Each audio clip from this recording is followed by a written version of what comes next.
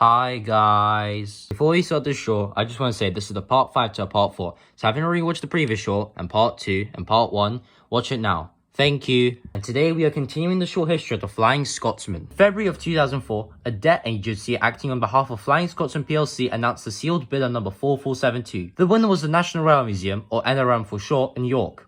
As it feared foreign hands, it secured a winning bid of £2.3 million or £4.6 million a day. So, number 4472 became part of the National Railway Museum's National Collection. This year also came with a spare boiler from 1944 that number 4472 had carried from 1965 to 1978. It also came with some spare cylinders and a spare Mark I coach. Number 4472 arrived in time for Rail Fest in 2004, celebrating 200 years of rail travel. Number 4472 also occasionally hauled trains across the UK, although problems with her became increasingly apparent. She failed on several delivery trips to Rail Fest, and National Railway Museum's engineering staff had spotted critical faults, so number 4472 was put into the National Railway Museum's workshop for a heavy intermediate repair.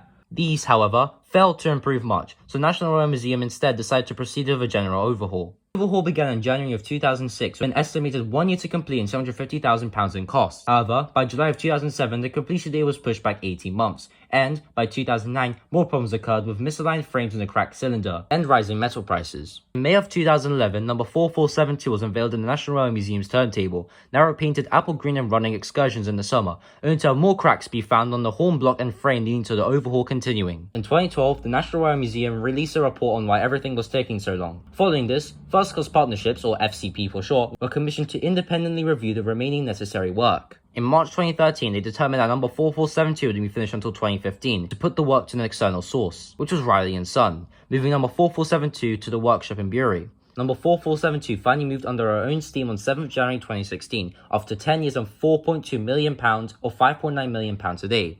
See you in part 6. Bye guys.